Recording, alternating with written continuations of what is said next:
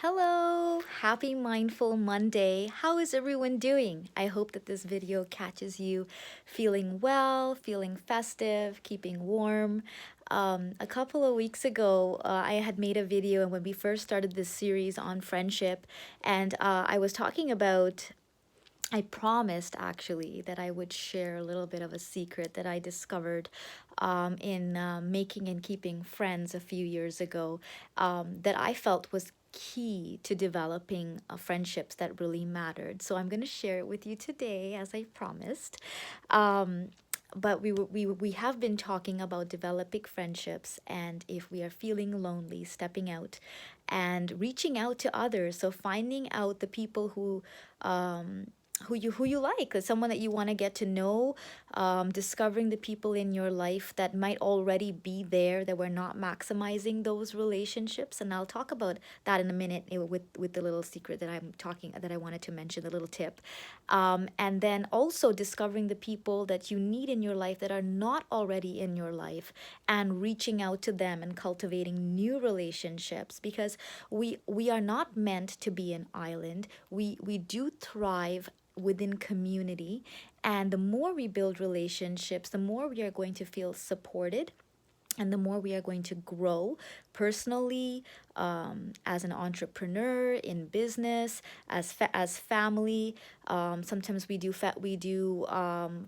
life with others, and our children get to be a part of that, and then they learn how to cultivate relationships with others and friendships for life. So it's a beautiful thing, and it's happening less and less in current society. So I strongly urge that this is something that you step out and do. So once in a while, you want to take a break from that social media and the messaging, and actively, intentionally pursue a meetup, in person, a movie together, board games together with family members, with someone else's family, a friend's family maybe, and begin to cultivate these beautiful relationships.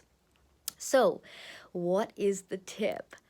Years ago, I discovered a way to connect with friends better. Now, if you're anything like me and like most people, we tend to gravitate towards people who are just like us, and that we feel that we can identify with them, so we feel comfortable with them. This is a wonderful thing, because this is like what media would call, your tribe. And it's wonderful to have a tribe that understands you, that accepts you, that you can laugh at the same jokes with. It's wonderful. However, what do you do when you meet people that are a little bit different from you, and you find them interesting? But you don't really know where to put them, and you're a little bit uncomfortable with them, maybe because they're not just like you. But they're pretty cool. We just, like we talked about in the last video, what happens if I'm into athletics and I'm hanging out with people that really aren't into health, but we share a genuine connection on some level. Over time, we begin to drift apart from them because we're not sharing maybe the mutual goals. However, there is a reason why you were connected in the first place. And so it's important to understand the strengths and weaknesses of each friend. And this is where the tip is at. Once you start to practice self awareness, and you know where your strengths are, you know where your goals are, you know where your weaknesses are, where you need bolstering, you can be wise to choose friends that help you either strengthen your strengths or strengthen your weaknesses.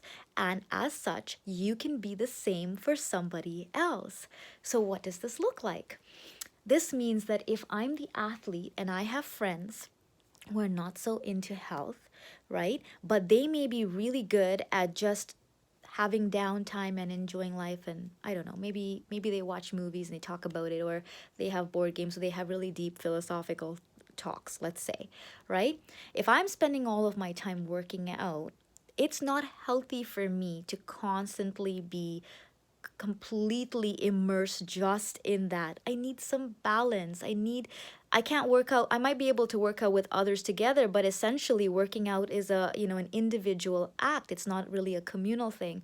So I recognize the strengths of these friends or this particular group is community, and I need community. So I am going to make time in my schedule for them, and recognize the strength, the positive that they bring to my life. I don't need to focus on they eat junk food and it's tempting to me or drags me down the wrong way, because that's my responsibility to manage my boundaries.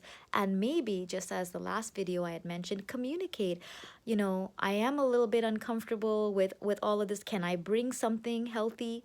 Maybe that'll help them. Maybe that's their weakness, right? And you could say, I will bring this to our gathering, and so you have like a healthy option, without sort of like sticking it in their faces, but at the same time communicating, health is important to me, and this is who I am. And good friends will accept you for who you are, even though they may not understand, they might not agree. It doesn't really matter, because in the end, we all have common ground.